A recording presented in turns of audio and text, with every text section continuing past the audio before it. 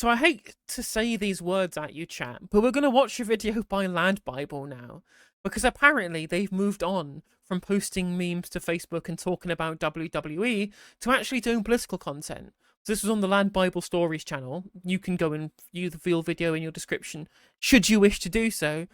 And what they did they did a debate where they took that lady who debated Charlie Kirk at Cambridge Union, who was very smart, and made Charlie Kirk look like a moron. And they've got a panel with somebody who actually interviewed on Novara Media from Just Stop Oil as well, someone who also likes the weird kind of alternative math rock that I listen to. And they debated a bunch of rightoids about the efficacy of billionaires. Which should be interesting. It's interesting to watch and see the arguments that get made. I will drop the links to the friends of the show in the description later as well. It's called Jury Room, and we're going to enjoy it, and I'm going to react to it and give my takes. Let's go. Members of the jury, you must try to reach a unanimous decision on the following. Should billionaires exist? We have 20 minutes until the first vote. James, you're probably closest to being a billionaire out of all of us. Should they exist? I absolutely do believe they should exist. All of the good things we have in life, whether it's transport, medicine, communications, those things have been created by wealthy individuals that have... Right, straight off the bat, he's not even finished the first sentence yet, and already I have to just say, no, this isn't true. I mean, should we just look at China? Should we look at China? Or transport and medicine? Yeah, like all of those miles and miles of high-speed rails being built by the Chinese state. No, actually. So the reality is that no, it's not all of these things have been built by wealthy people. Cooperatives do these things as well. States do these things. In fact, when it comes to civic infrastructure like transport, it has predominantly been states that have done this. And again, I'm going to make the same statement I do every single time people try and attribute all human progress to business owners, right?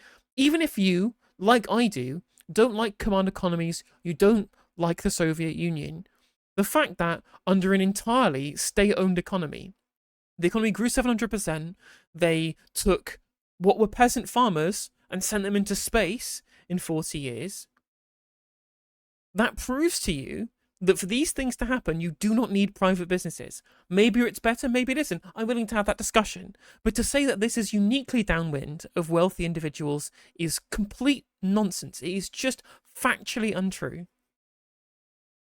And also, when you look at things like medicine, this comes from state-led investment. This comes in academia. A lot of these advancements, especially when it comes to technology, that comes out of places like DARPA, utilized for the private industry by companies, and they can be worker or individually owned, whatever, right? But the idea that this is uniquely the preserve of wealthy individuals is just nonsense. Put their own risk capital and said, in 10 years' time, in 20 years' time, we shall create this thing, which governments unfortunately can't do. I mean, that's just...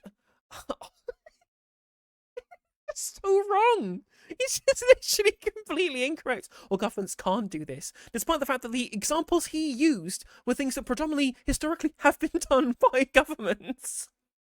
Brilliant, great. Off to a great start, chat. Oh, this is James from Just Stop Oil, by the way. Nice guy. There's a difference, though, between someone who's like, you know, really quite rich in terms of, you know, might being a multi-millionaire and then being a billionaire. Like a billion, it's very hard to conceptualize that amount of money. And I mean, I think that, you know, this isn't to target any particular individual, but I do think we need to be questioning an economic model that allows for billionaires to exist. You know. Fundamentally, it is an inefficient distribution of resources because billionaires have a low propensity for consumption. If you want to have an economy that actually works, you need people who can consume. It's called consumer capitalism for a reason. All that wealth concentrated in one place is worse for the economy than if we had a more even spread of money and people were more likely to spend that money on consumption in the economy, which would drive the remainder of the economy from the supply side to meet that demand. An analogy might be that if you had like a colony of monkeys and you had just this monkey that was just hoarding all of the bananas and sitting on it whilst all the other monkeys were dying, at some point you'd probably go, guys, I think there's something wrong with this monkey, you know. But instead in this culture we kind of reward that and we kind of go, oh, he's a great innovator, and maybe some of these like rotten bananas will sort of eventually trickle down to the other monkeys. And it seems like just a bit of a sort of a psychotic way to run a society. In all, I mean, the problem with the trickle-down economics is it's been shown not to work. Now, you can say that economic growth will at least lift some of the boats, but in reality, when you look at the empirical data in the post-neoliberalism economy that's been created, right, where we've had lower taxes on the rich, it's not led to higher growth. It's not led to a better performing economy. And all it's done is make inequality worse. We've not been more innovative. We've not been more entrepreneurial. We created a financial bubble, which was great, which blew up on our faces in 2008. But has it actually made our society more prosperous overall? And the answer, of course, is no. Because actually what it's created is a system of rentiers. Billionaires are billionaires because they own things that create passive income. It's not because they've been productive. Productivity is due to workers and, of course, innovation, which comes from other workers as well. It's workers that innovate. Owners don't do that. They turn their assets into more money, that they buy more assets that create more passive income. That's how you become a billionaire. That's why this is such a new phenomenon, which didn't really exist in the era of high taxes on the rich, which prevented a rentier economy. It actually stimulated an innovation economy. Honesty, and it's not serving the interests of most ordinary people. What if that monkey is providing a facility whereby the other monkeys are able to travel to another island to get more bananas to bring onto the island? Couldn't we as a society sort of agree to undertake those things collectively, rather than one individual having such a disproportionate amount of influence? Well, this is a great comparison, because we did it. Like, they did it. Look at China. China, all of those different railways, this is from the state. This is being built by the state. And even the private companies who build it, they've got like a huge amount of state ownership in them as well. Like, just transportation, it's just one of those things which is a natural monopoly, especially railways. Like, yeah, of course it's better when the state does it. You need to think it from a different perspective. Billionaires have created thousands of job opportunities for so many different individuals. Wrong. Demand creates jobs. This idea of the rich being wealth creators is just neoliberal nonsense. It's not true. Demand is what creates jobs. Now, people may invest money that meets that demand, but that isn't necessarily because they particularly did anything special. They just happen to be people who had capital. If those capital was in different hands, if that capital was in the hands of people collectively, the demand would still be there and they would collectively fill that void. But we have created an economy where it's about individual investment rather than collective investment, which means that the dividends paid out are individualized, which is bad because it's not good to creating the cyclical economy of consumption that capitalism demands, or at least a market-based economy demands. You can have a socialist market economy that would be, again, more collective in that manner.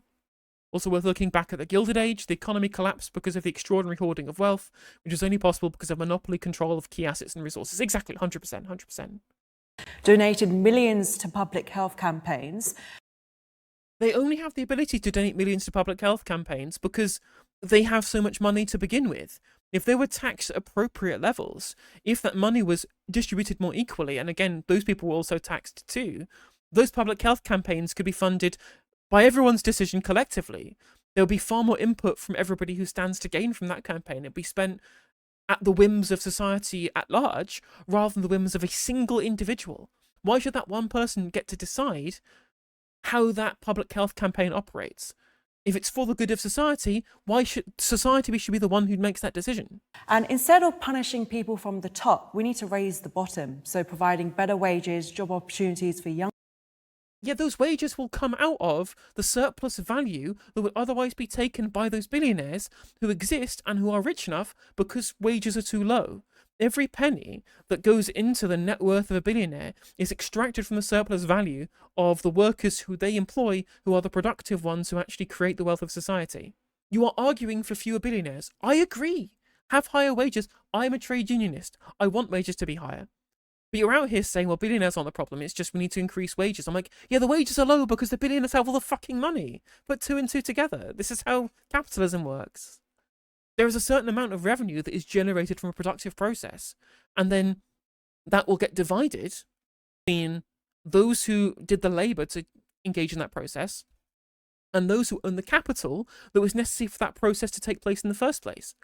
What we're arguing for as socialists is the capital should be owned by the workers so that it's distributed towards the people who do the work rather than to an individual who does no work. They just own the stuff and have the money.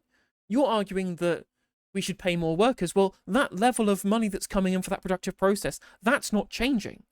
So you're arguing for a greater division of money to be put towards labour rather than capital, which will necessitate taking money away from billionaires.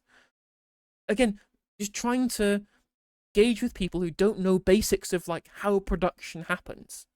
Like all production requires capital, labour, nature and technology. Total factor productivity, if I want to give it its real name. And the two of things that are owned by people are labour and capital. So those who get remunerated. And you're arguing for the remuneration to be more towards workers than rich people, which means rich people have less, which undermines your whole point in the first place. Younger people, and schools need to kind of harvest young talent to create better future leaders and CEOs. How are you going to pay for the education? How are you going to pay for the education, Naira? Where's the money for this education going to come from? You need to tax the rich. And so take money away from the billionaires. Unless you want there to be, like, ties to education. Company schools. If you can imagine such a thing. It's true, like, just make everyone can be a CEO. Just, it doesn't matter, as long as we teach people, we'll just have an entire nation of CEOs, which, of course, is the dumbest shit you've ever heard.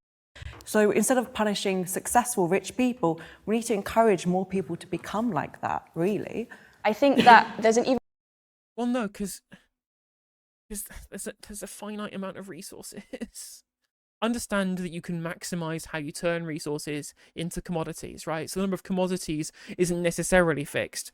The overall resources that is available is fixed, and how much of that you utilize to create commodities is what you can increase through productive forces, right? Sure, I get that.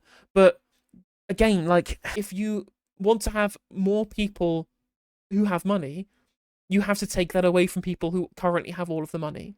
That requires taxing the rich and making fewer billionaires.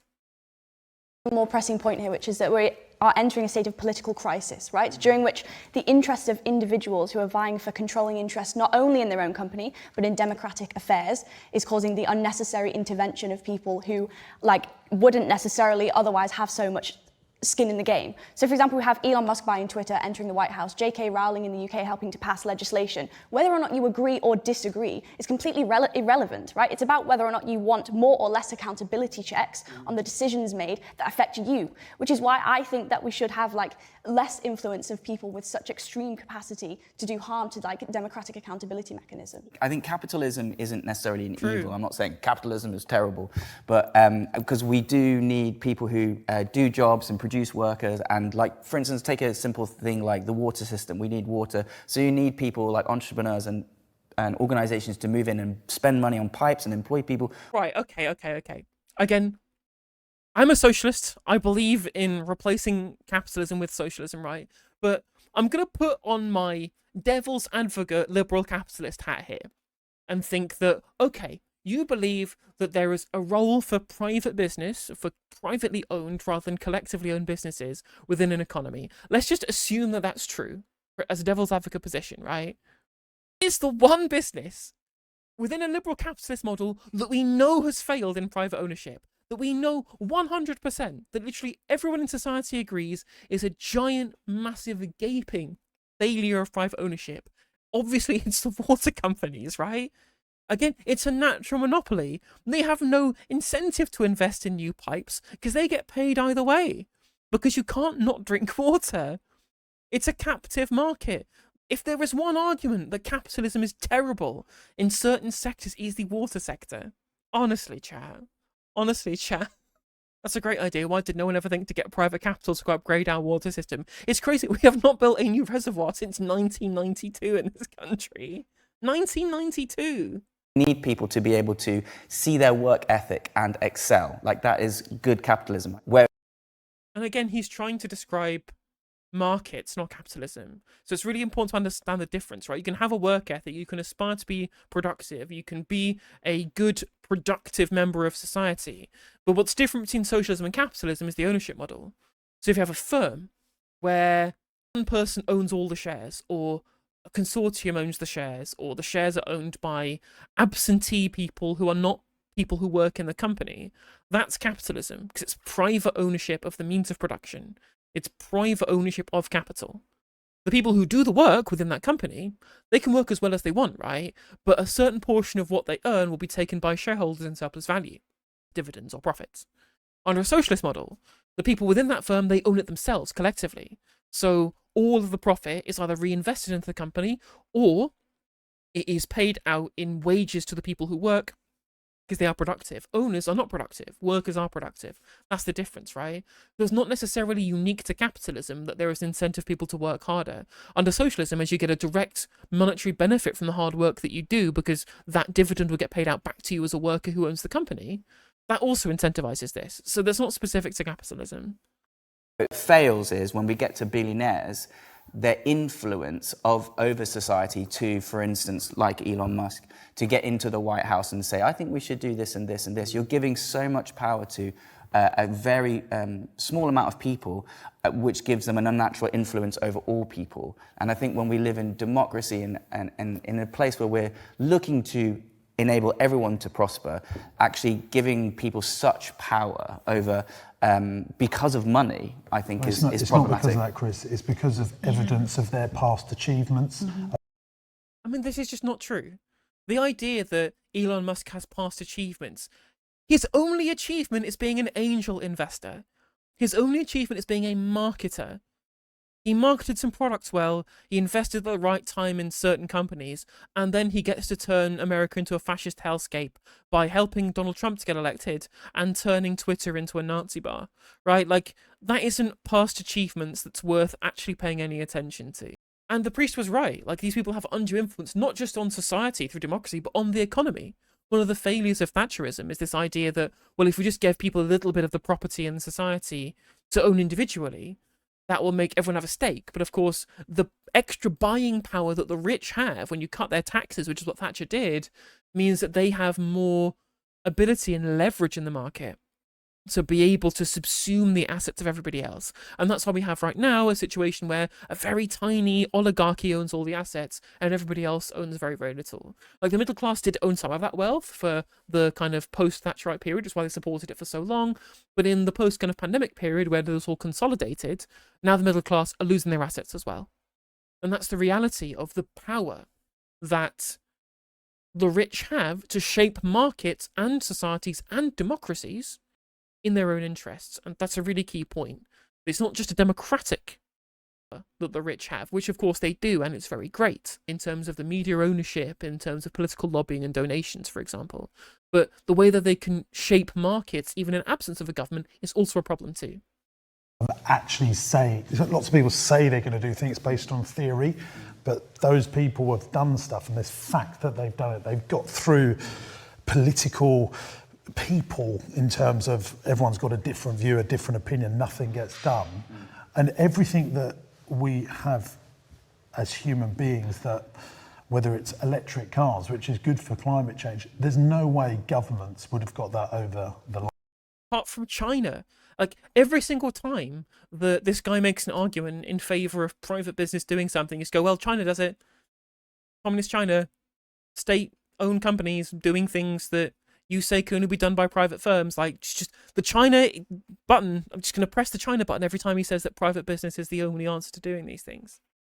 The mainstay technology that created the batteries that electric cars use, which is a lithium-ion battery, according to my 5-minute Google search, were invented by Stanley Whittingham, who was a professor of chemistry and director of both the Institute for Materials Research and Materials Science and Engineering program at Binghamton University, State University of New York. Also director in a sector of the US Department for Energy. So it was literally state funding that invented the technology that's used in electric cars. There you go. I mean, obviously I can say the Soviet Union, Adam, but I've already done that thing. What I'm specifically trying to debunk is his own example that he's given, which relied very specifically on government-funded research and innovation. Line. Why? Because no one can get a decision done. That's Why? Well, the evidence shows you that, Tilly, doesn't it? I mean, In does the it? last, if you think we had 380,000 civil servants at the end of the Cameron government, we've now got 540,000 civil servants. Do you It's now fewer per capita still than what we had in the 2000s, by the way. feel like we have a better, efficient running government? And that's why people feel disingenuous. We pay. And oh my God, I hate this argument so much, right? It's exactly what happens with privatization, right? The reason why our government is non-functional is because we have decided collectively, because of neoliberal ideology, that the government shouldn't do anything. Everyone needs to go and read The Big Con by Rosie Collington and Mariano Mazzucati to understand exactly how we got to this position. It used to be, in the social democratic era, pre-1979, governments were actually really good and efficient at all of the roles that they engaged in, both on a local level and on a national level. People and politicians were educated in the running of their departments. They took on advice, but fundamentally these were people who understood their brief and who had the expertise to be able to turn that into good policy. What we have now, since we decided the government shouldn't do anything and we outsourced everything to the private sector, we have infantilized our statespeople so that they rely on consultants, they rely on outside help and subcontraction to the private sector to do things. And it's private sector consultants who advise them to do this as well, because that pumps money into their clients' pockets, right? And so we have this endless kind of cavalcade of government ministers who don't know what the fuck they're doing. Now, of course, civil servants end up in the running of the state, and broadly a lot of the things that the state still does are still pretty efficient. The NHS is one of the most efficient healthcare systems in the world, which is why it's been able to survive for so long whilst being underfunded under the Cameron Osborne administration, and then obviously dealing with the pandemic as well. It's always been pretty efficient for a large amount of time outside of the money we spaff away on private contracts.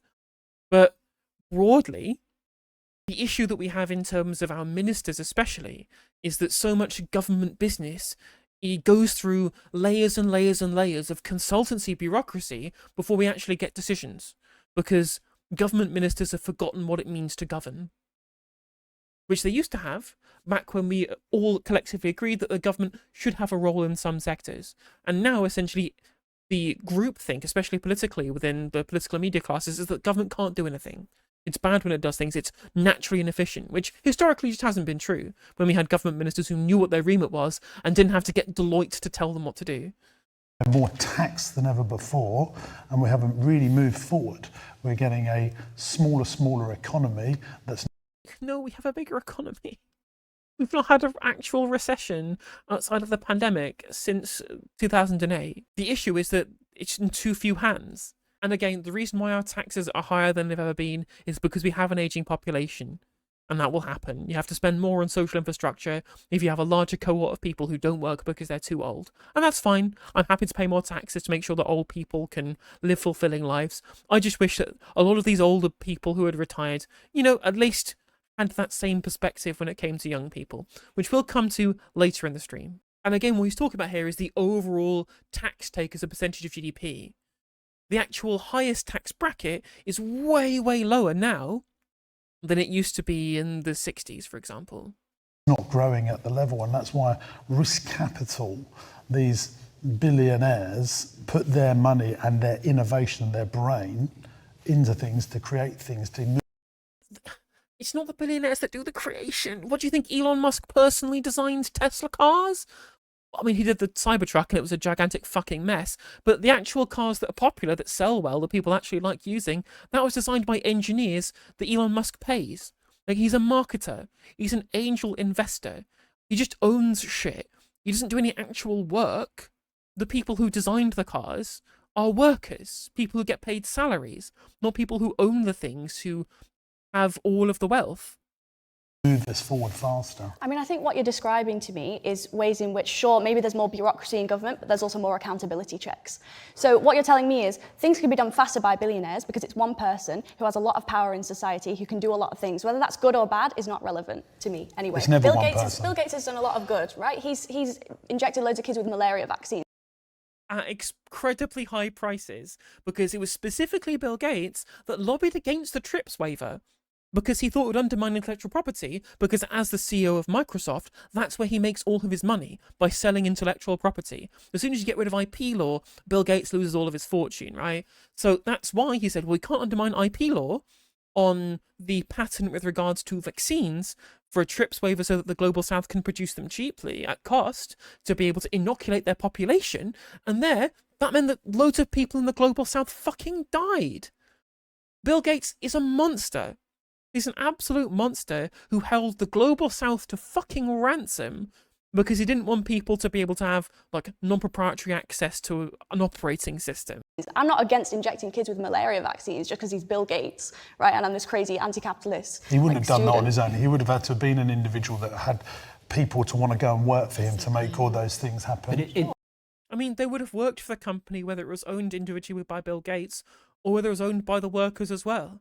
Because there was a demand there that was created, and there was a job opening to fulfill that demand, and they would work there.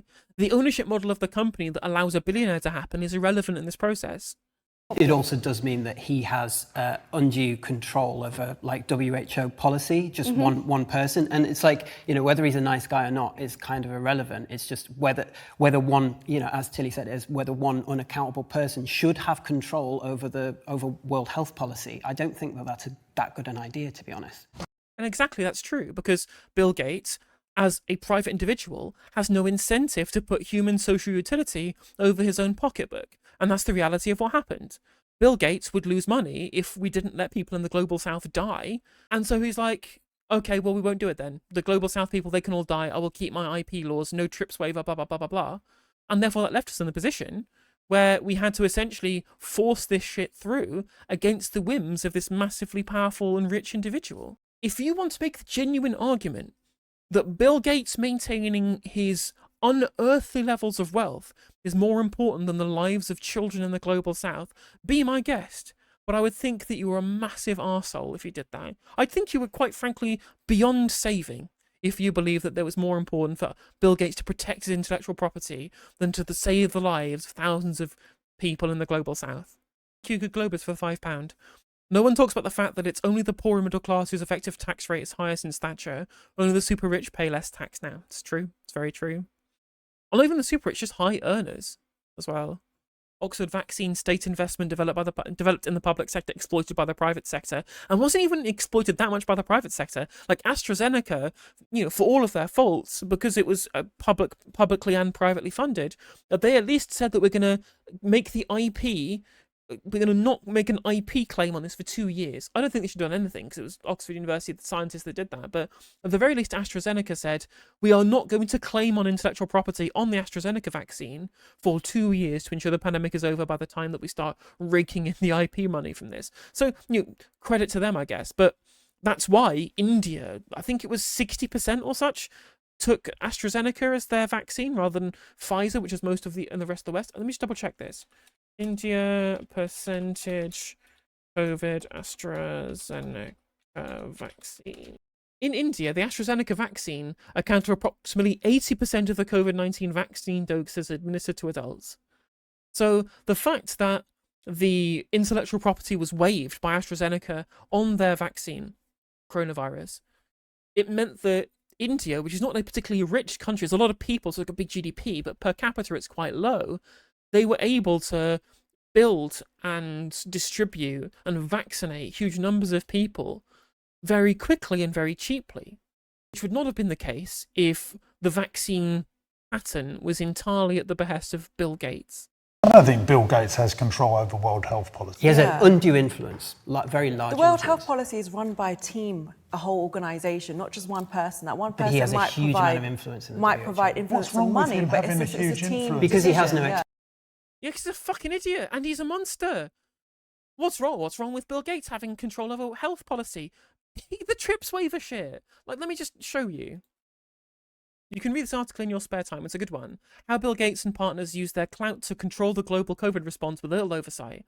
Four health organisations working closely together spent almost $10 billion on responding to COVID across the world, but they lacked the scrutiny of governments and fell short of their own goals. A Politico investigation found it's well worth spending your time on that one. Yeah, exactly. What should have a fucking monarchy? If you can not make an argument against one person controlling everything, just advocate for absolute monarchy. If Mr. Business Owner there wants one person to be able to control all policy, go fucking live in Brunei, where the Sultan has ultimate power. Fuck me. Expertise in global health. We don't know that. That's why, I'm not he's saying great that at I'm the software, biggest. but, I'm not saying I'm the biggest Bill Gates fans, but he has achieved more than most people. For sure, yeah, no And disagreement. therefore, people will It's just listen whether to him. we collect. He just owned shit. Bill Gates just owned shit. Do you think that he personally made MS-DOS? Like, MS-DOS was already made when it was bought by Windows. By Microsoft, rather. Like, MS-DOS was a thing that was made by a software engineer working for another company, and he was hired by Microsoft to come over and turn it into MS-DOS. The kind of progenitor software that kicked off Microsoft's kind of meteoric rise to being the kind of de facto provider of operating systems for a huge number of decades leading up to where we are now. And the person who created that thing, the innovator who was responsible for Microsoft's inordinate wealth based upon IP law, was somebody who was paid a salary, not a billionaire. Bill Gates bought him and just went, yeah, I'll take all the proceeds from this, thank you very much. He just owns stuff, Lord. Again, just great man theory is the dumbest shit ever. Collectively think that one person, like regardless of who they are, I don't think I should have undue influence over global health policy. I don't think any of us should. You can have a social media influencer who isn't a billionaire, who has Huge influence. massive influence on people and can steer them politically in one direction or another with a 30-second reel that they put out, but they're not rich. I mean, if we're going to talk about undue influence on the political process from individuals, I think that we should probably blame the mainstream media rather than people on TikTok. Again, who manufacture consent in the interest of the billionaire class because that's who owns the newspapers. What a ridiculous comparison. Then again, she's a psychic, so I don't know why I'm expecting hot takes. Billionaire, they can get that Yeah. reach further. I don't Like see if what you own difference most the of the money media, made. so Yeah. What you're 5 saying is- billionaires own 80% No, of I know UK what you media. mean. Is What that I a good hear is thing? a billion is an arbitrary cap. Why not cap something at 100 million? Why are we using a billion as some kind of like metric that decides whether or not someone should have undue influence or decides whether or not that crosses into the boundaries of That something would that's be like unacceptable? somebody coming to you and saying, okay, you now have a salary of 50 grand. We've decided you can only earn 30, so we're Well, going to take that's 20 grand off you. It's all relevant, isn't Also, it? And that would be I mean, because the reality is that the numbers isn't what matters here. It's the structure of the economy. It is the prominence and the veneration of a system of private ownership of capital that's the problem. It's the level to which that we treat everything like market mechanisms will themselves create societal utility as some kind of perfect heuristic, when it just isn't. Not created good societal utility. In fact, it's had many negative externalities. That's why I'm a socialist, right? But the reason why billionaires are a problem, of course, it's the level of wealth that they have that gives them this influence. That means that they have taken more resources that could be better spent elsewhere. It would have far more relative utility or marginal utility if it was in the hands of somebody who could consume more or whose quality of life would be more improved. Once you're richer, an extra £1 million means nothing. But if you're poorer, an extra £1 million dramatically increases your quality of life. That's how we could spread these resources in a more utilitarian manner. That's the point here. But rather than saying, well, the level of wealth you have should be capped at a certain level, it's like, well, let's change the system that has created this disparity in the first place. Rather than redistribution, we want redistribution, so that more money goes into the hands of workers rather than to capital owners, or indeed the workers are the capital owners, and therefore nobody is taking undue amounts of the wealth of society through doing no actual productive work themselves and just owning stuff, which is what billionaires do. Or we could, That's we not could fair. redesign our economic model so like in a completely different way, like this idea that like things have to remain exactly as they are is sort of, I don't know, I think What, so things we, can we, change. we become a communist state? I Is that- know. Not necessarily. I promise you this, if you took all the money from all the people in the world, took all the money from all the richest people in the world and divided it equally, it wouldn't take long to go back to the original pocket. Yeah, that's the problem. Why is that? It is because it is the way of people. Why? Because time has told us that's the way. Oh god, capitalists! I hate them so much. Actually, there's an incredible video that you should watch by the channel that I mention every single time, which is Unlearning Economics, about the origins of capitalism. You know, it's only hundreds of years old. Humanity has been around for millennia, and capitalism is a tiny, tiny, tiny, tiny little speck at the end of the huge timescale of human existence. If capitalism was the natural organization of human society, why has it existed for less than a percentage of the entirety of human history? Because of course it isn't. And the Origins of Capitalism video by Unlearning Economics delves into that question very, very well, and I highly recommend you go and watch it.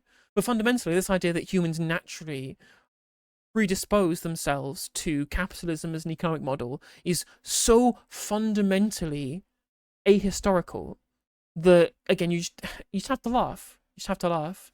True. The way I think to the way you think would be different. I want to work 7 days a week. I'm a workaholic.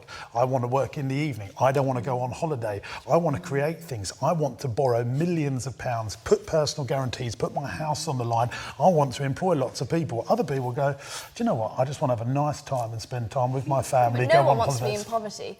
And I think also... No. I'm not talking about being in poverty, but those people that take huge risk do get the rewards. I would ask you, do you think that I have never taken out a £5 million loan because I don't want to? I can't answer that question because I don't know you enough, but I'm saying that entrepreneurial people, business owners, do put the way they are is so different to most people. They have isms.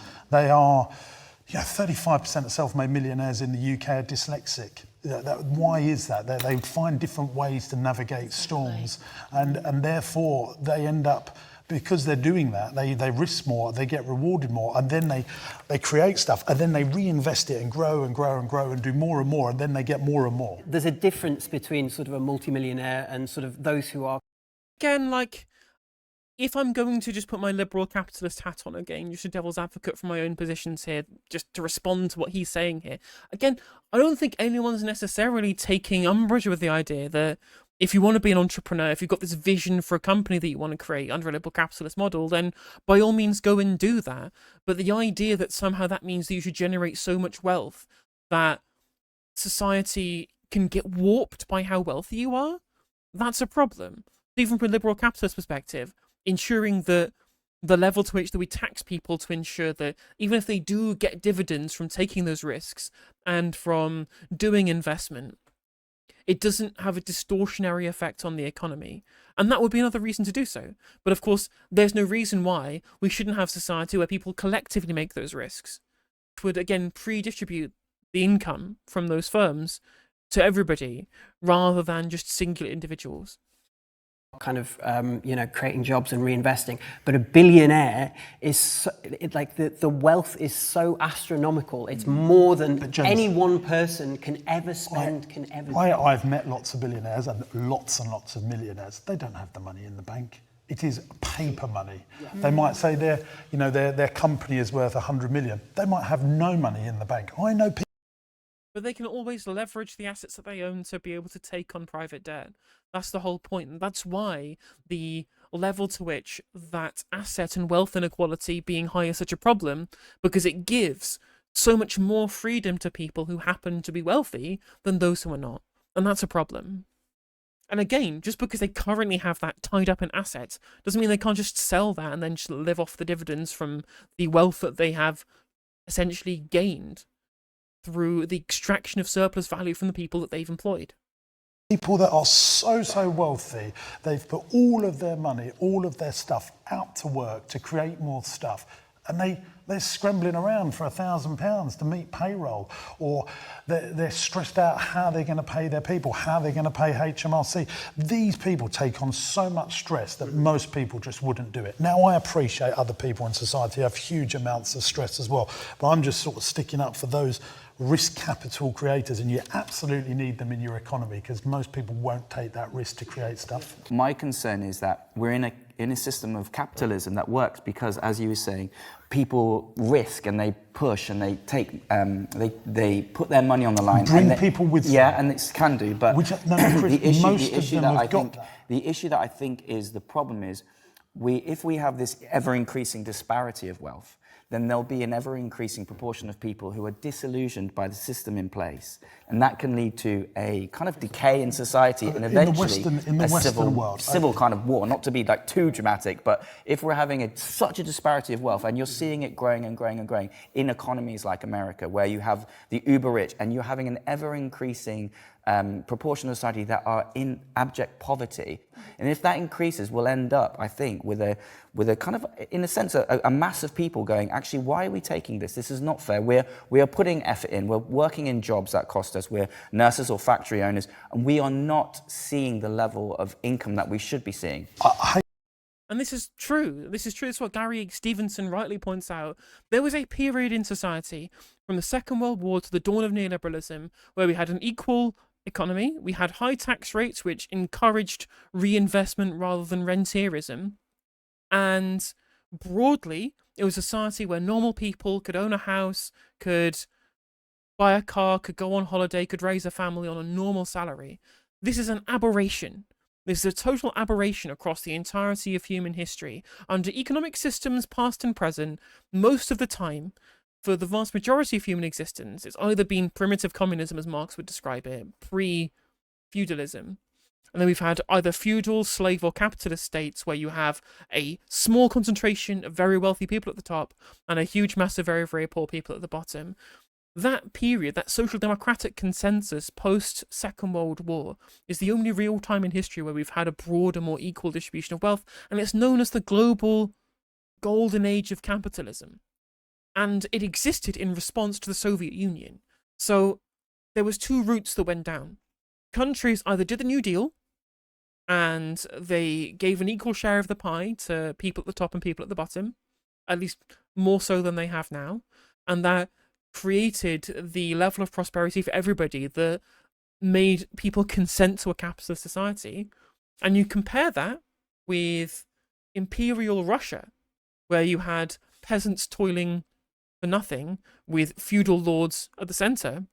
And the reality is that because they didn't fix the inequality in Russia, there was a revolution. Rich people were put into gulags, and state was taken over by people who wanted to enforce that level of equality they had before, that they didn't have before the revolution. There is now no counterweight. There is no Soviet Union scare story to force the rich of this world to realize that they have to at least give something back to society. That's the reality of the world that we live in. If this situation continues, there will be a revolution. It will happen. People will not take this tiny, tiny cohort of ultra-rich people while everybody else can't afford to own a house, they can't afford to go on holiday, they can't afford to run a car, they can't afford to send their kids to university. That's the reality. And he's right to say so. This level of inequality is unsustainable for a society to be able to replicate itself. The reason why Warren Buffett described taxation as quote-unquote guillotine insurance. Because he knows that unless he gives something back, the pitchforks are coming. A warning from history. And we're seeing it right now. We're seeing it right now. Look at the reaction to what happened to the United Healthcare CEO, Brian Thompson. A CEO was murdered in cold blood, in broad daylight. And even the Facebook mums were laughing at him. There was a moment of catharsis for a cold-blooded execution of this man in the street. If that shouldn't give you a warning that people are ready for revolution, I don't know what will. I'd say if you work hard and you personally develop yourself and upskill yourself, you can have more. Why? It's not actually about those skills, though. It's about capital ownership. Someone who owns capital still gets a better return and also a lower tax level than people who actually work harder. And the people who work harder are the reason why those billionaires are rich in the first place. Again, it's the surplus value of those hard workers that allows billionaires to become rich. Again, go back to Bill Gates. He didn't invent the stuff that Microsoft innovated to be this titan of software. It was somebody who he employed. The value was created by the guy that was employed by Microsoft to bring over MS-DOS from IBM and stamp a Microsoft sticker on the front. That was the reality. It was actually the people who were paid by the employer who created that value. And that value was then, as far as I am concerned, stolen by the business owner, who did nothing to earn that other than be the person whose name was on the share portfolio. I mean, that's not I would true. ask, That's right. the myth that we're sold, but there's no realistic way for an ordinary person to become a billionaire. Like, it's a matter of, like... James, no, let me just say, James, maybe a multimillionaire. people can always better themselves. Absolutely, If they yeah. upskill themselves. I think you need to get smarter and put that with work harding, and you can do some great But stuff. do you not... Can I just But of course, there's always different circumstances that you're born into. It is stratospherically easier for people born into wealth to be able to do that than those who can't, because they are allowed to take more risks, because they have a better safety net. If we had a better social safety net, if rich people paid more fucking taxes, and we put that back into having a safety net for people, people would be able to innovate and take more risks. Case in point, Norway, a country with a very high tax rate, they have a wealth tax, they have a huge state-owned sovereign wealth fund, right? There's a lot of social ownership of capital within Norway, high level of cooperatively owned grocery retail and energy production, for example, or state-owned in form of the hydroelectricity. Norway has more patents per capita than the United States. And the reason that they do is because people can afford to take those risks. If you're in the United States and you take a risk and you fail, you end up in a homeless shelter. If you do it in Norway, the state's got your back. And that social democratic state is why it allows for more innovation, which you do not get in the hyper-capitalist neoliberal hellscapes of most Western economies. Again, this is what Gary Stevenson was pointing out to Daniel Priestley, right? Insofar as the line that James is going with is that, well, everyone can do it, so if you haven't done it, that means you've failed personally. When in reality, all the people who do the jobs that keep society running, that are necessary for social reproduction, whether it be the street cleaners, or whether it be the shop assistants, or whether it be the people in the call centres, or the nurses, or the teachers, these people who are fundamentally the linchpin of a functioning economy, the necessity, people who fix the roads, who build the houses, those people cannot afford to raise a family, to buy a house, to run a car, to go on holiday. They can't afford that. And they're doing things that are necessary for society to be able to function. And his argument is, no, you can't do this socially necessary thing. If you want to afford what should be basic stuff that everyone should be able to have, if you want to do that, you have to upskill yourself, you have to be a new business owner, you have to be an entrepreneur, as Daniel Priestley says. And if people fail, you're putting the onus on them rather than a failed system. And as Gary Stevenson pointed out, in a world where the failure means not being able to do basic stuff that normal people managed to do in the 1960s, you personally feel like you failed. It gives people mental illness. Gary Stevenson was right. And this guy, again, because he's living in a world with blinkers on, because he believed, again, falsely, that because he did it, anybody can do it. When in fact, well, first of all, the fact that you've been able to do it is because of social infrastructure. Do you think that he would be a business owner with employees if those employees didn't have healthcare because of the NHS, or they weren't educated by an education system paid for by the state, or that whatever transport people needed, either to get to work or to transport his product or whatever it is, there would need to be state infrastructure in roads and rail and freight and whatever it might be. Like, these are all things that a public realm is necessary for. So you're not self-made. No one is self-made. The social infrastructure that everyone collectively contributes to is necessary for every part of our economy to function. Thank you, Nick Sai. At age 20, he secured £700,000 from 21 separate lenders to buy and set up his first soft play centre in Basildon. Within a year, he was turning over £1 million.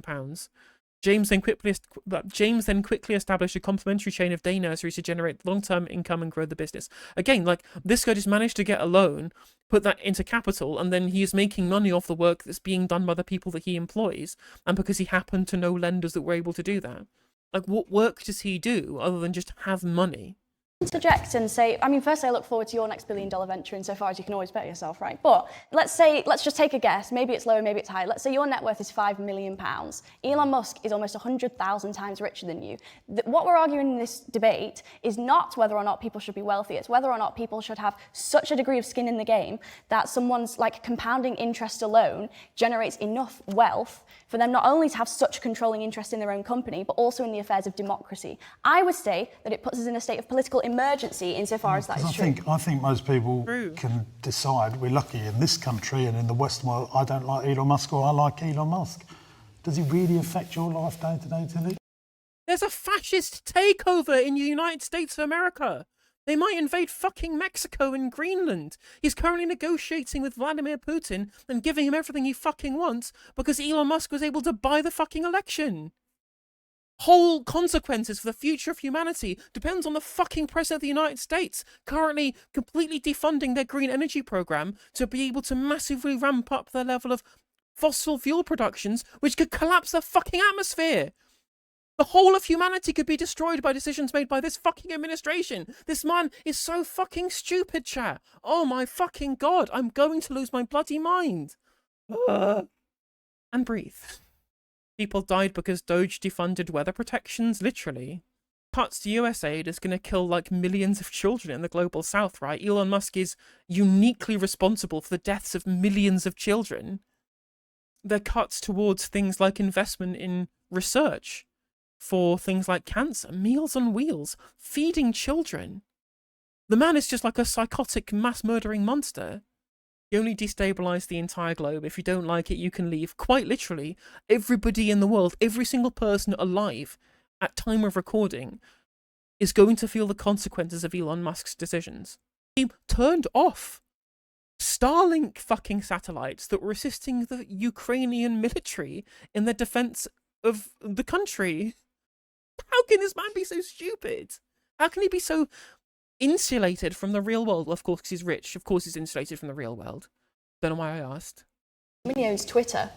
But does that affect you? I you mean, don't like it Twitter, affects, go on Instagram. well, digital You don't like radicalisation He's affects affecting me every US day. policy, which Yes. affects all of us. Don't go on it then. Digital radicalisation affects me every day because Don't we go have on an it. increase in violence against women, we have an increase in misogynistic attitudes, and I'm a woman. Insofar as Elon Musk owns Twitter and pushes out more far-right content, that means that more young boys are like radicalised. Maybe into that's these, just like, what you're views. choosing to focus on. And also, I mean, it's statistics.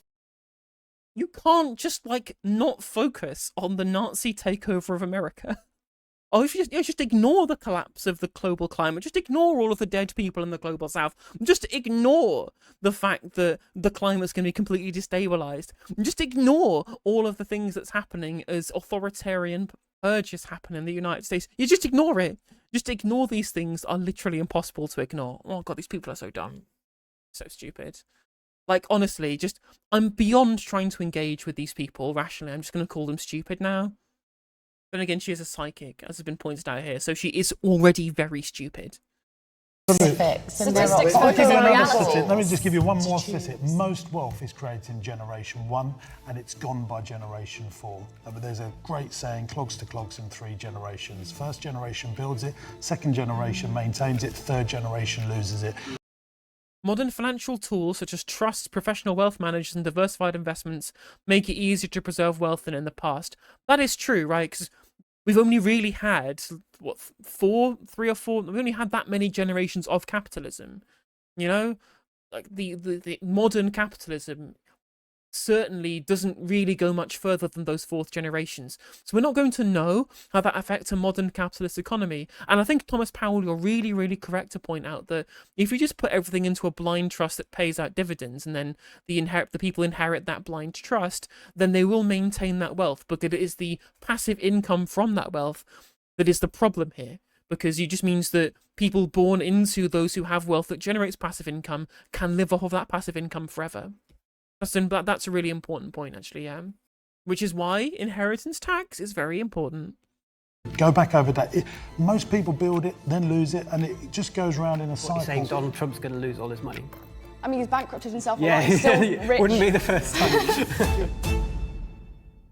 Time's up, everybody. Thank you all for your contributions. It is now time for us to vote.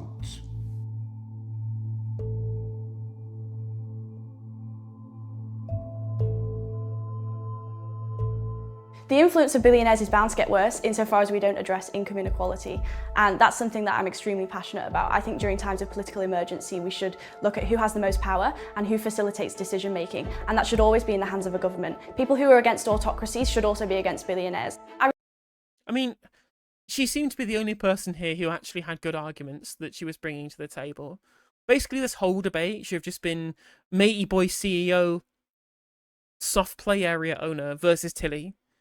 Bless you, James, I love you, but you didn't do very well at actually making the arguments here. And then one of them was a psychic, and the other one was a pharmacist, who said, maybe we shouldn't take wealth away from the rich.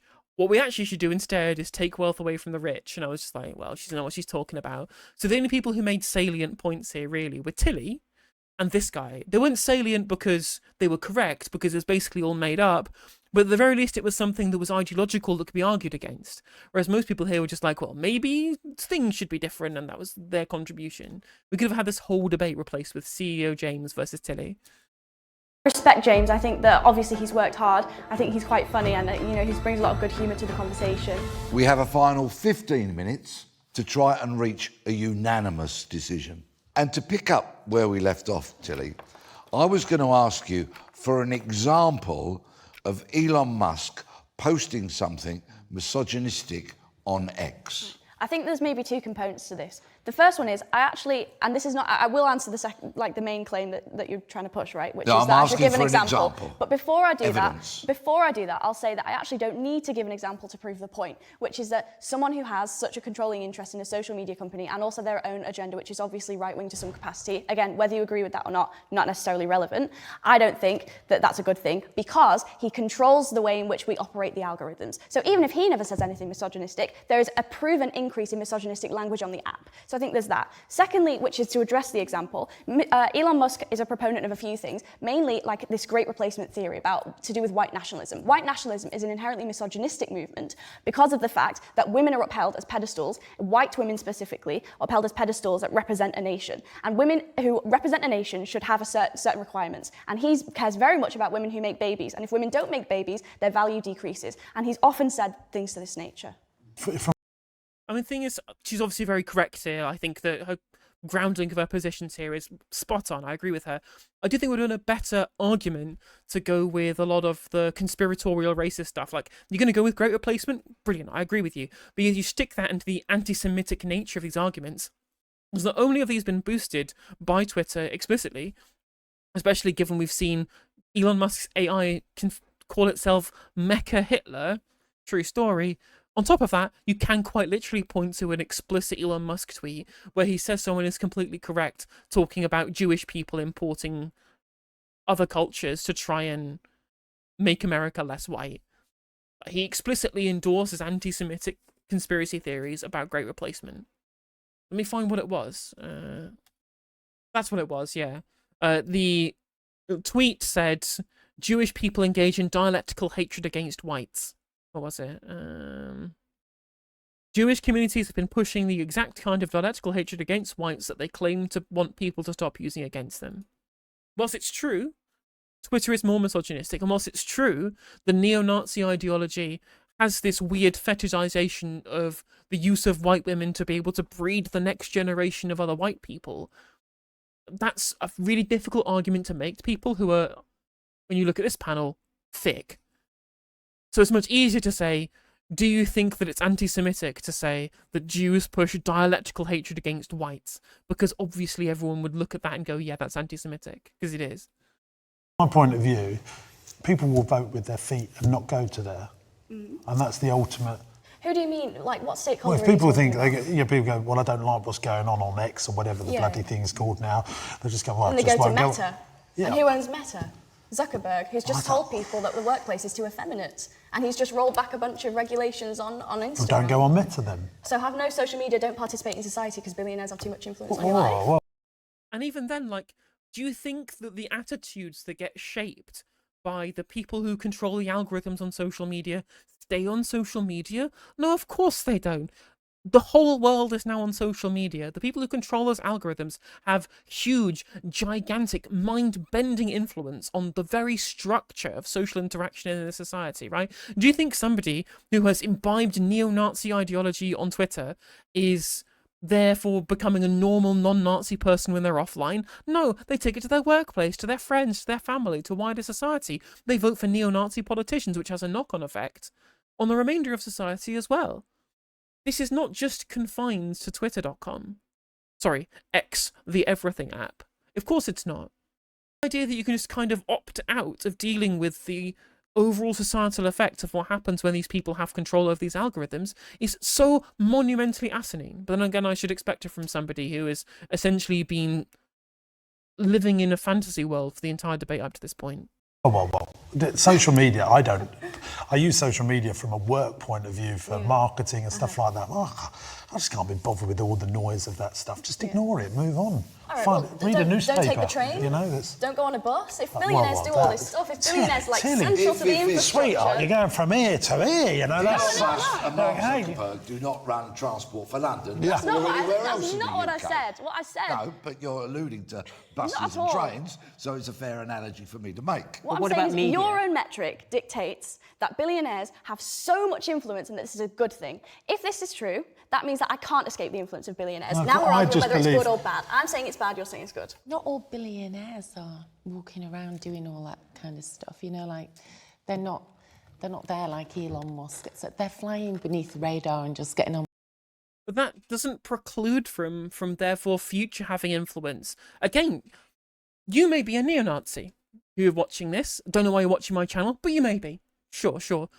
Do you think it was bad when Twitter, when it was owned by Jack Dorsey, or the consortium of ownership, including people from Saudi Arabia or whatever it was, I don't know, there was a level of influence over the algorithms that was deleting people's tweets for using incorrect pronouns for trans people, and you thought there was a violation of our free speech rights, and there was an undue influence on the owners of Twitter to control what you say. You disagreed with that, right? That is an undue level of influence towards the people who owned Twitter at that time, before it was owned by Elon Musk.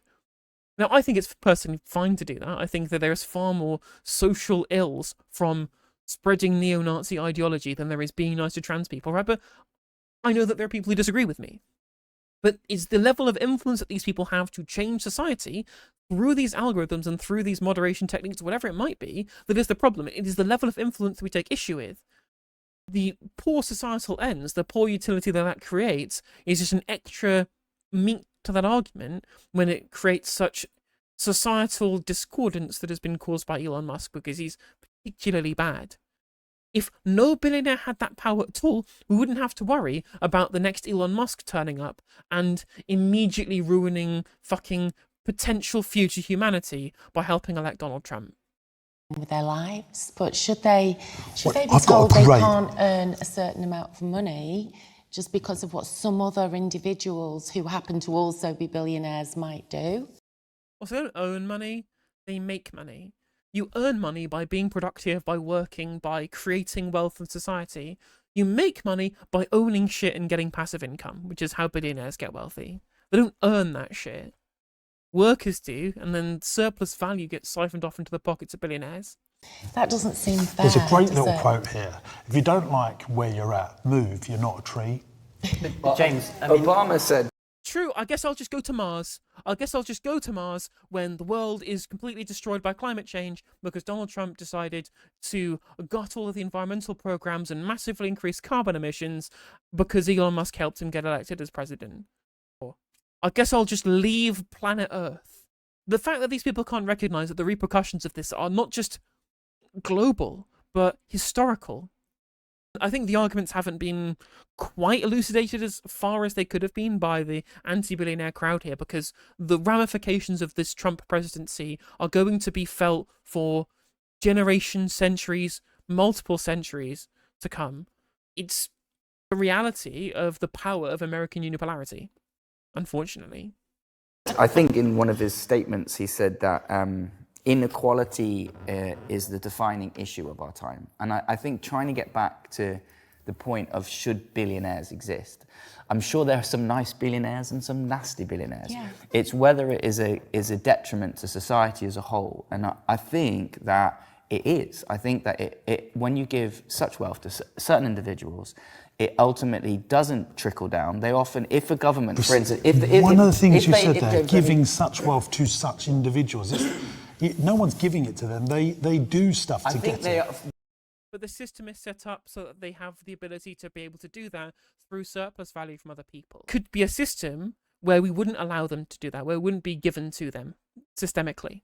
If we had a different way of setting wages, if we had a different taxation structure. You know, there is this capitalist lie that gets sold that somehow is in a vacuum. Society and markets are natural. Anything that a state does is somehow impeding upon the functioning of that market, when in reality, the way in which we set up those markets is entirely through statecraft. Capitalism relies on a state to regulate the markets and create the system that allows markets to exist. The way we set wages, that's determined by the state. The way the economy functions is determined by the state.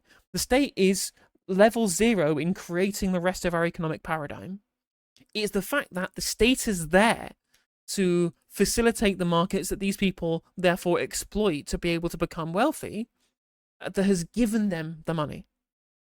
They may have taken certain decisions to be able to maximize that. Sure, I would take that argument. But without the state there to create the environment for those markets to exist, to enforce property laws, to provide social infrastructure, they wouldn't be doing that. So they have been given that wealth, especially since it's come out of the surplus value generated by workers. Worked hard, no doubt. I've family members who are quite wealthy, and we have this discussion around the table. If, for instance, government came along and said, okay, we're going to do a tax, a billionaire can go, well, I don't like London or British tax. I'm going to move myself and go to Europe or somewhere else. And therefore, they influence tax decisions, which affect the poorest people. Mm-hmm. And I think that is a problem. What affects the poorest people is governments do not know how to get value for money out of tax. Wrong. Just wrong. Simply wrong. Let's take the NHS, for example. Shall we compare the value for money we get from having a monopoly buyer of things like pharmaceuticals that makes it very affordable so everyone can get healthcare free at the point of use? One of the most efficient healthcare services in the world, was rated #1 in 2010 before the Tories got hold of it, right? Should we compare that to America, where private companies and insurance companies decide how you get healthcare and people literally go broke and bankrupt from healthcare bills, or who die because they can't afford it? Which one is a better use of money here? The private sector in America running healthcare, or the state running it in the UK? Answers on a postcard. British Rail is the cheapest, most cost-efficient railway in Europe. It's so many cases, especially when it comes to natural monopolies, where the state is way better at spending money than the private sector. And it's not taxpayers' money, it's Bank of England money. All money comes from the state. It's fiat money. That is literally why it says Bank of England on the front. It's from the Bank of England. Money. I think there are governmental issues, but absolutely horrifically stupid at managing the cash they pick up. And you're right to point out that government. Your argument is not you necessarily. Frankly, yes, I think they are. Okay. I think they are better at spending money than government. So if you guys think billionaires shouldn't exist, what do you think should happen to their money then? Who would control their wealth? So a lot of billionaires just exist because entrepreneurs like James work really, really hard. They probably didn't aim to become a billionaire, but it came to them. So if you guys think billionaires shouldn't exist, what would happen to their money? I just want to say something there. It's not. There's lots of people work hard. Oh, I'm fucking sick of this man's voice. Bloody hell, give me strength. Chris works hard, James works hard, Tilly's works hard. You know, I think all of us work hard. We, all put in the hours. It is the way they think that sets them apart, and you cannot change that. So do you think Elon Musk thinks?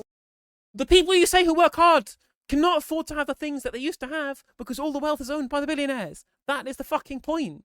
That's the point. I'm so sad that no one in this debate has made the point about how effective marginal utility of extra money is felt by the poor rather than the rich. It is such a key argument to understand why a better distribution of money, a more equal distribution of money, has social utility.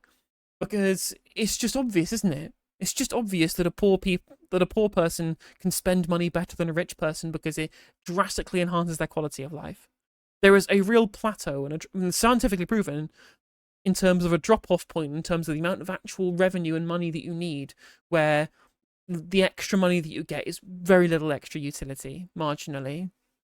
100,000 times better than someone who has £5 million. I'm not saying better, they think differently. I think 100,000 times Mara more has a good differently? question. Yeah, I do. She's got a good question, which This is is a what really good should point. happen with billionaires' money. I think it Who's is. going to control the flow of money? Well, maybe if we think about it in a different way, I mean, maybe what if rather than sort of going, all right, we're going to take your wealth above this certain amount, what if we sort of tied sort of the maximum that a CEO can earn with how much his lowest paid worker gets? So say it's like 10 times as much.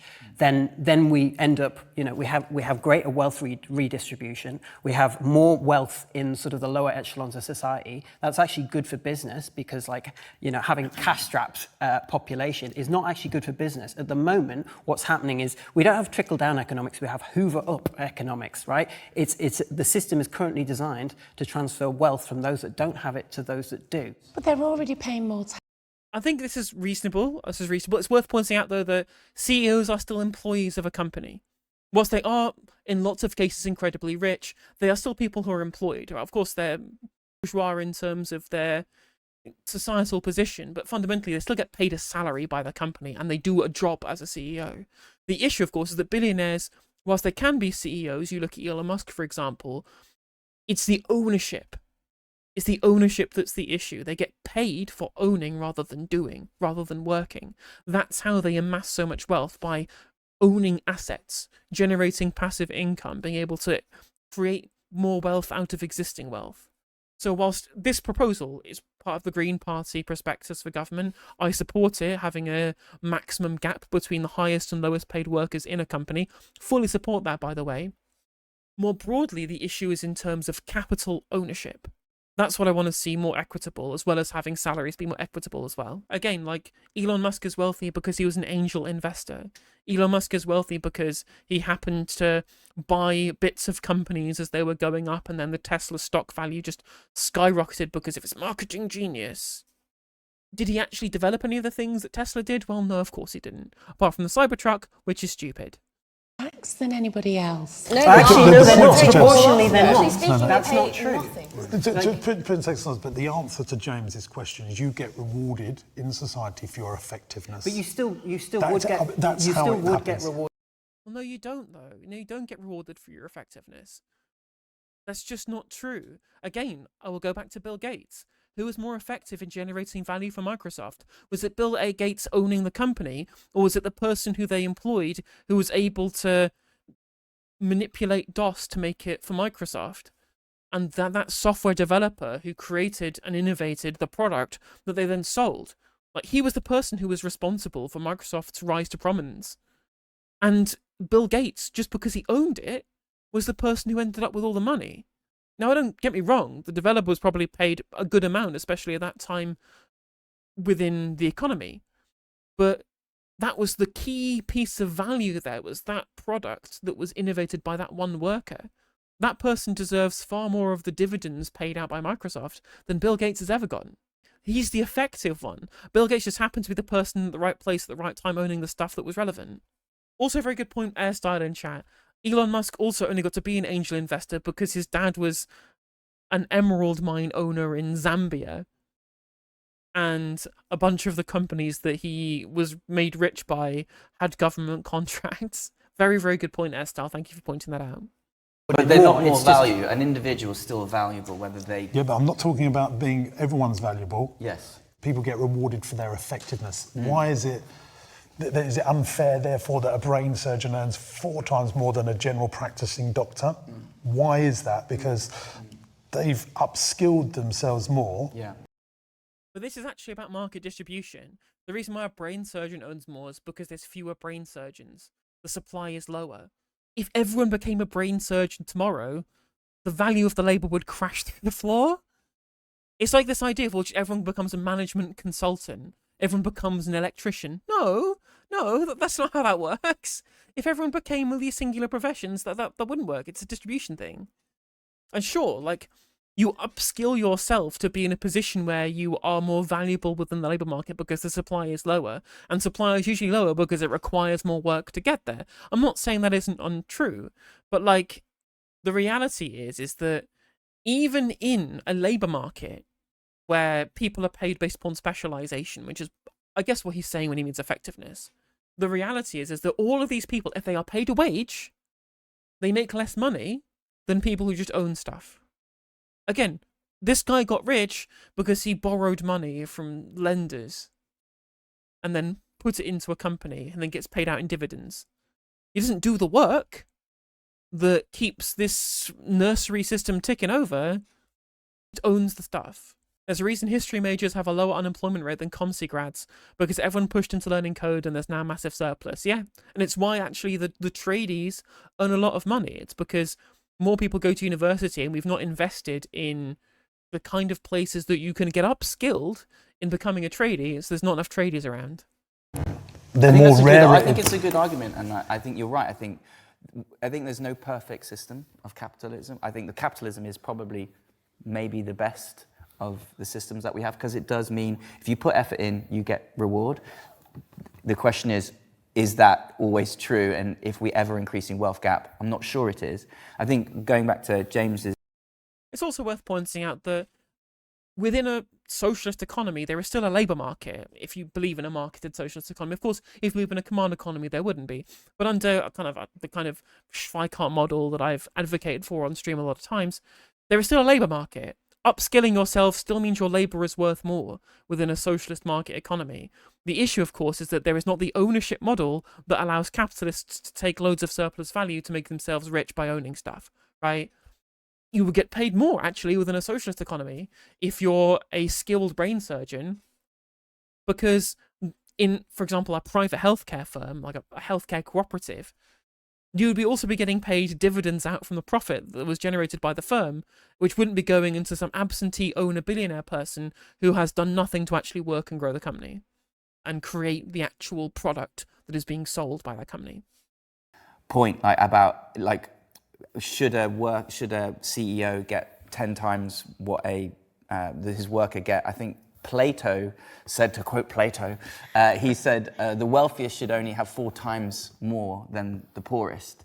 And Socrates, again, great thinkers, said... Good player. Good, yeah, and yeah, great footballer, by the way. But he also said, we need to be careful that we don't have these extreme gaps. And Thomas Aquinas is a great theologian, kind of, again, similar thing. And obviously, priest, Jesus was like, the love of money can be the root of much evil. And we just have to, I think it's good to be cautious, it's good to question, and it's good to be like, is that actually too much influence, power, wealth for one person when we have such poor and valuable people over here? And I think when you get to billions, which this is the question, I think yes. Tilly, I heard... And I think that's fair. I think that's a really fair argument. And again, we'll go back to the point I was making earlier, that if you don't fix this inequality problem, you break down the social contract, people don't feel like they have any kind of stake in society, and either you'll give them that stake or they'll revolt. It's the famous quote from Lenin, right? No amount of political freedom will satisfy the hungry masses. Advocating for freedom, but they can't afford to feed their kids. They can't afford to pay for their house. That's where we're going unless we actually sort out this distribution problem. And rather than accept their freedom, they'll start wheeling out the guillotines. Do you agreeing with James when he was suggesting a cap, for example? What would the capitalism cap on a CEO's salary be? Yeah, I mean, I think that there are a few things that create political emergency, and one of them is income inequality. I think that Debbie made a really astute point, which is that 1 billion is potentially some kind of arbitrary cap that we make to symbolize something greater, which is we should tax people who earn a lot of compounding interest on their wealth. We should redistribute that in an equitable way. I don't think that there's an answer which is here's a cap. Gary Stevenson makes the point that we should tax people on £10 million or more, take a 1% wealth tax, something like that. I think that sounds like a good idea. I think we should just make sensible economic decisions that benefit most people in society. And I think maybe I would turn to James and I would ask you, who do you think is more valuable? Genuine good faith question. The managing director of the Bank of America or a GP in England? And how do you actually measure value in that way? Is it not a bit of a silly thing to say, well, money is directly proportional to some kind of efficiency or value, when in actual fact we know that, what about people who inherit billions from divorce? Like, there are so many metrics that we haven't considered. There's Such a good point. So astute from Tilly, what she's pointing out there. This idea that a lot of kind of market fundamentalists have, that money is some kind of thing with a special property that has its own kind of value attached to it that is somehow proportional to your merit in society. It's not true. It's a token that we use to represent distribution. That is it. Literally all that we do with money is represent the distribution of real resources. That's all it's there for. And therefore it should be maximized as a particular commodity in terms of utility. There is no utility in having these people have all of this money. There's just no utility in it at all. So we should put it into the hands of people where we can maximize the utility. It's simple as that. It's not some kind of merit token. It is merely a thing that we use to represent distribution. 4 questions there. Ask me, Yeah, sure. which was the people that get money from divorce. I would hate to win the National Lottery or be given any form of money. Really, when I come across super successful people, they are not driven by money, they are driven by creation. That is what drives them. They're like... I'm sorry, this is just such bullshit. Don't bullshit me.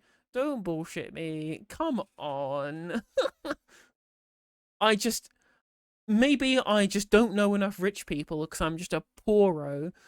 I'm just don't understand the reality of rich people, but come off it. You don't really seriously expect us to believe that all of these people who have all of this wealth don't care about money, and they're just people who absolutely 100% are driven by the miracle of human endeavor. If that's true, and all they're driven by is the feat of human endeavor, why aren't they happy to pay higher taxes?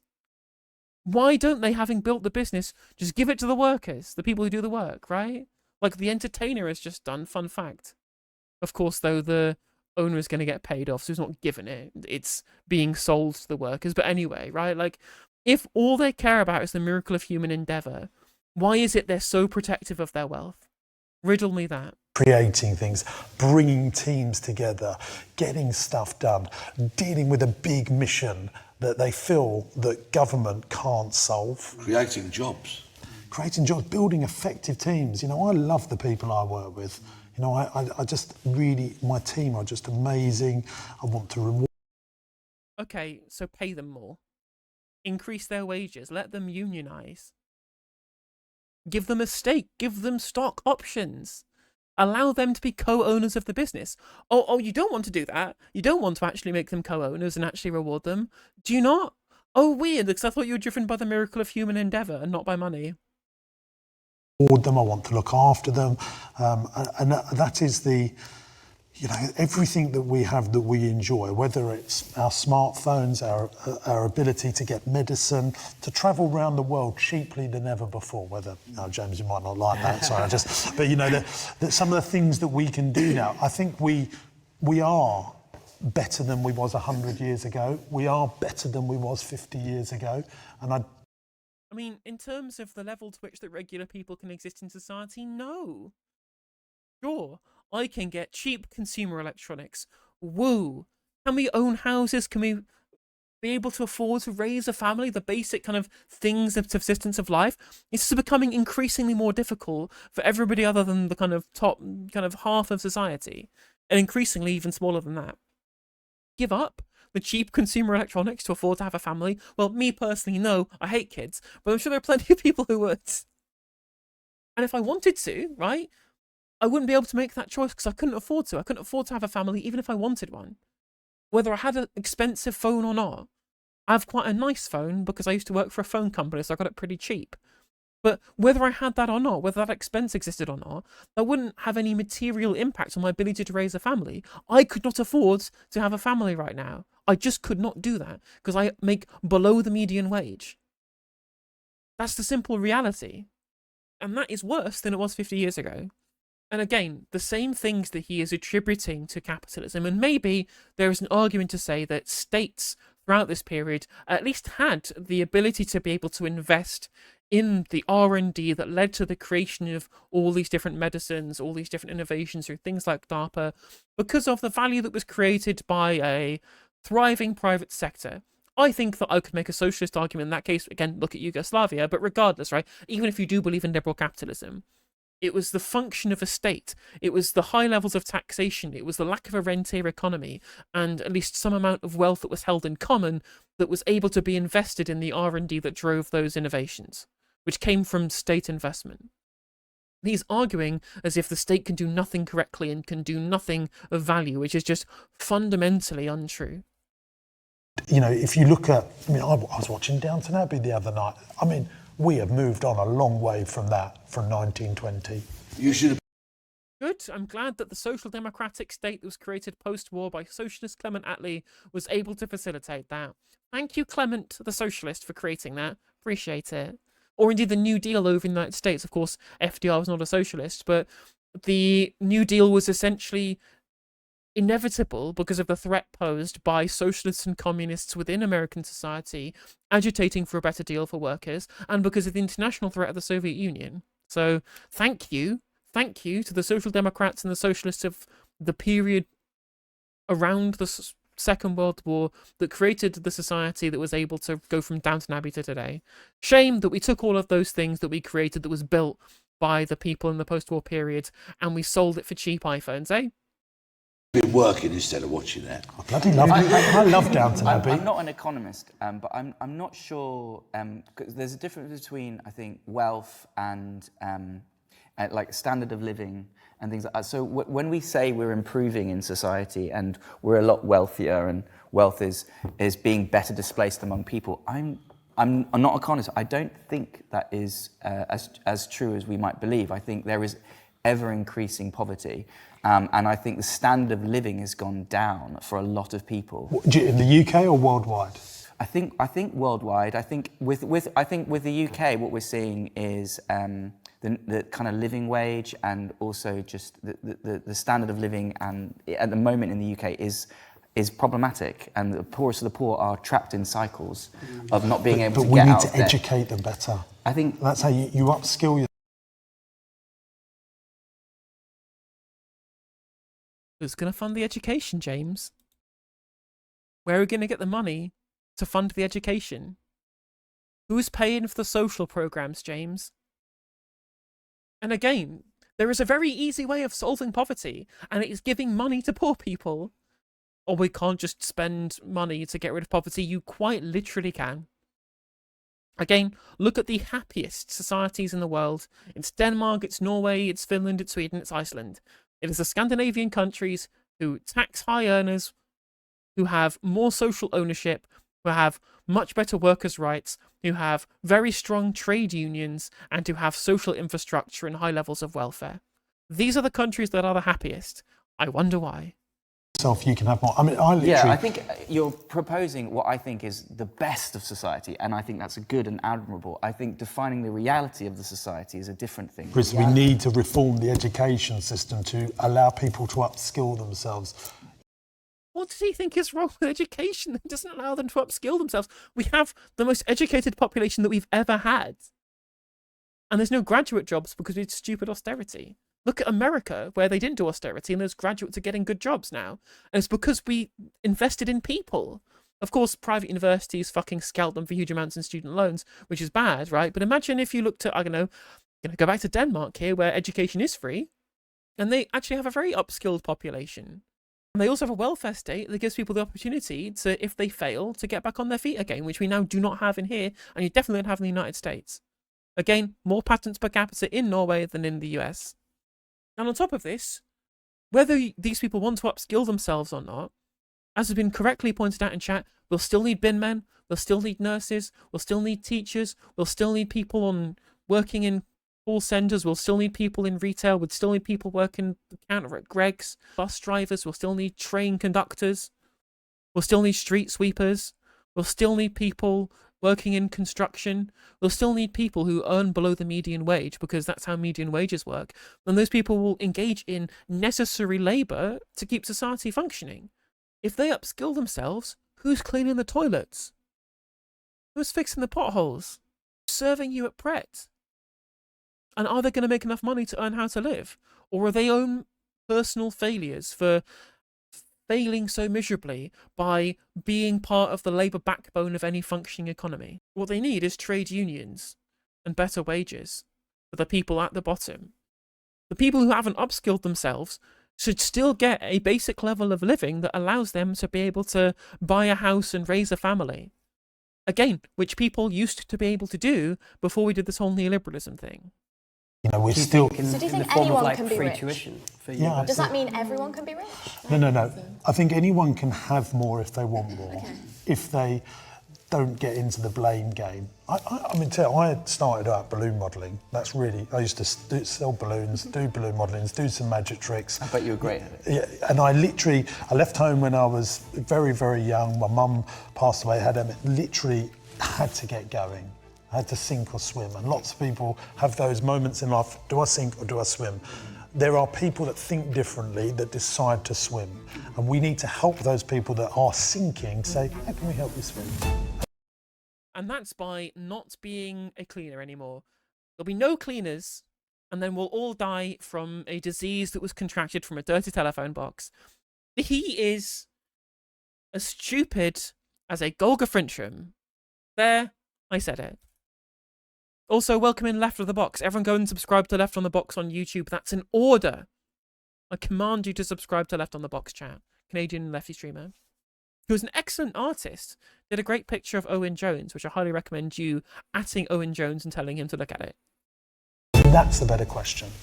Okay, everybody, it's time to vote again, please.